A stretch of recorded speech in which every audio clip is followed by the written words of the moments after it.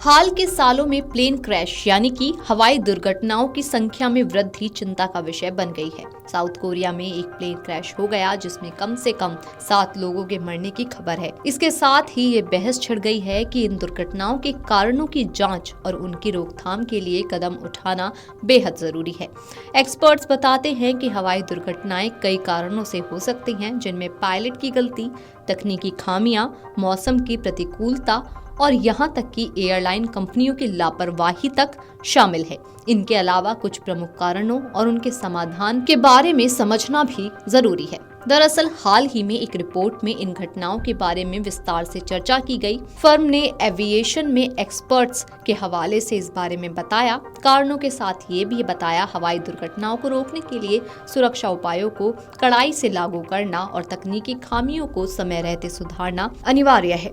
Airlines को सुरक्षा को प्राथमिकता देते हुए अपनी नीतियों में जरूरत के हिसाब से बदलाव करना चाहिए। रिपोर्ट में बताया गया कि पायलट की गलती हवाई दुर्घटनाओं का सबसे बड़ा कारण है, जो करीब 53% दुर्घटनाओं के लिए जिम्मेदार है। पायलट्स को कई चुनौतियों का सामना करना पड़ता है, जैसे कि खराब मौसम, यांत्रिक समस्याएं और सुरक्षित लैंडिंग सुनिश्चित करना। इसके अलावा क्रू मेंबर की छोटी छोटी गलतियां, जैसे सामान को सही से न रखना, भी गंभीर परिणाम दे सकती है। इसके अलावा एयरलाइंस द्वारा विमान की मरम्मत और निरीक्षण में लापरवाही भी एक बड़ा कारण है। उदाहरण के लिए 2000 में हुई अलास्का एयरलाइंस फ्लाइट 261 की दुर्घटना में मेंटेनेंस की कमी को मुख्य कारण बताया गया था। ऐसी लापरवाही से विमान तकनीकी खामियों के साथ उड़ान भरता है, जो खतरनाक साबित हो सकता है।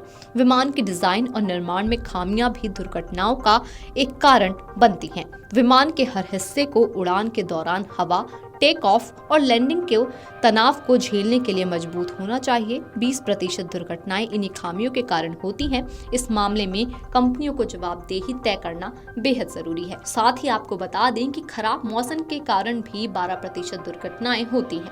हालांकि विशेषज्ञ बताते हैं कि मौसम अकेले दुर्घटनाओं का कारण नहीं बनता। खराब मौसम में उड़ान की अनुमति देना या इस दौरान सही निर्णय न लेना पायलट और एयरलाइन की लापरवाही को भी दर्शाता है। आजकल कई एयरलाइंस कंपनियां समय और लागत बचाने के लिए सुरक्षा के साथ समझौता भी कर देती हैं। पायलट्स और क्रू मेंबर्स पर दबाव डालकर जल्दबाजी में फैसले लेने को मजबूर किया जाता है। ये कॉर्पोरेट संस्कृति हवाई यात्राओं को असुरक्षित बना सकती है। साथ ही एयर ट्रैफिक कंट्रोल की छोटी सी गलती भी बड़ी दुर्घटनाओं का कारण बन सकती है। दरअसल 1991 में लॉस एंजलिस एयरपोर्ट पर हुई दुर्घटना में एयर ट्रैफिक कंट्रोल की लापरवाही से ही 2 विमानों की टक्कर हुई, जिसमें 35 लोगों की मौत हो गई थी। विमानों की लैंडिंग में ग्लाइड पाथ और PAPI जैसे सिस्टम का उपयोग किया जाता है। ये तकनीकें पायलट को सही मार्गदर्शन देती हैं। साथ ही इंस्ट्रूमेंट लैंडिंग सिस्टम यानी कि ILS खराब मौसम में भी सुरक्षित लैंडिंग सुनिश्चित करता है, लेकिन इनका सही उपयोग और रखरखाव जरूरी है।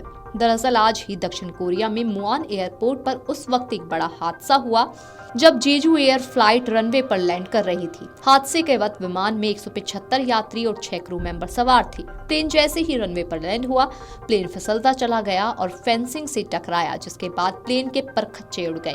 इससे पहले भी 25 दिसंबर को कजाकिस्तान के अक्तो एयरपोर्ट के पास अजरबैजान एयरलाइंस का विमान क्रैश हो गया था। एयरलाइंस के मुताबिक विमान में 62 यात्री और 5 क्रू मेंबर्स थे। इनमें से 28 लोगों को ही जीवित बचाया जा सका है। रूसी हवाई क्षेत्र में हुई विमान दुर्घटना के लिए राष्ट्रपति व्लादिमीर पुतिन ने अजरबैजान के राष्ट्रपति से माफी भी मांगी। Video desk amarujala.com।